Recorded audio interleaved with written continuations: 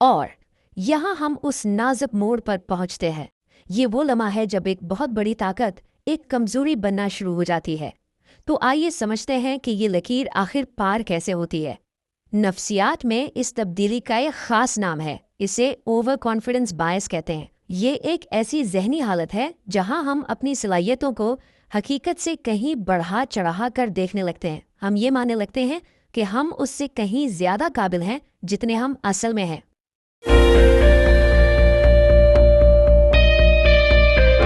सलाम वालेकुम दोस्तों, खुश आमदीद है आप सबका रेंज 786 चैनल पर। रेंज 786 पर आपको वेलकम कहते हैं। इस चैनल पर हम ज़हनी बीमारियों के बारे में बात करते हैं। आओ उसका इलाज बताते हैं। देखें, हम सबको ये तो पता है कि कामयाबी के लिए खुद एतमादी कितनी ज़रूरी है ना। ये तो बिल्कुल ईंधन की तरह है। लेकिन कभी कभी एक बहुत ही बारीक सी लकीर होती है जहाँ ये एतमाद एक ऐसी चीज़ में बदल जाता है जो लोगों को आपसे दूर कर देती है। तो सवाल ये है कि इस नाजुक लकीर पर चला कैसे जाए।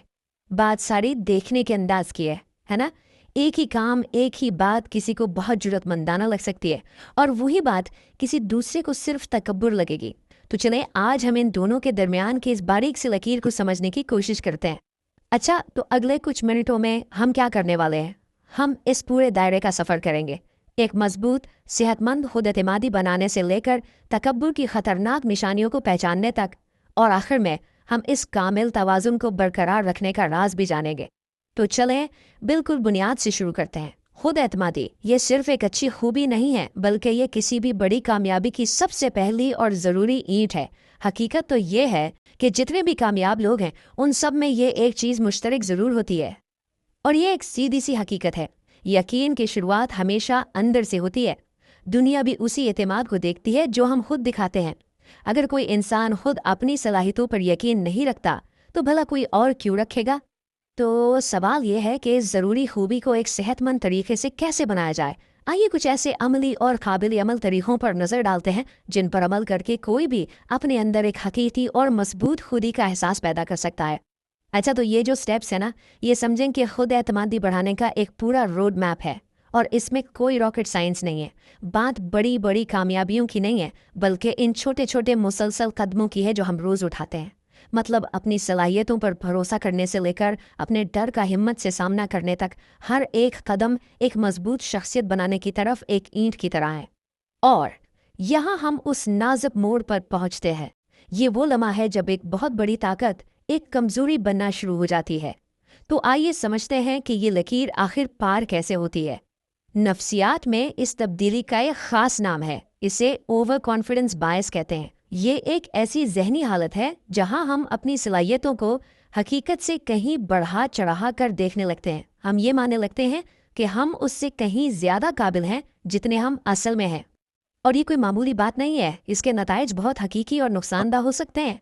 इसकी वजह से लोग लापरवाही से माली फैसले कर सकते हैं, माहिरीन के मशवरों को नज़रअंदाज कर सकते हैं, रिश्ते ख़राब कर सकते हैं, और सबसे ख़तरनाक बात यह है कि इंसान अपनी ही सोच के एक छोटे से दायरे में कैद होकर रह जाता है। अब हम इस दायरे के बिल्कुल आखिरी और सबसे ख़तरनाक सिरे की तरफ बढ़ रहे हैं, यानी तकब्बुर।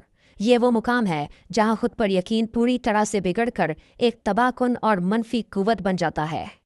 ये एक हकीकी मिसाल है जो बिल्कुल वाज़े करती है कि तकब्बुर की लकीर को पार करना कैसा लगता है।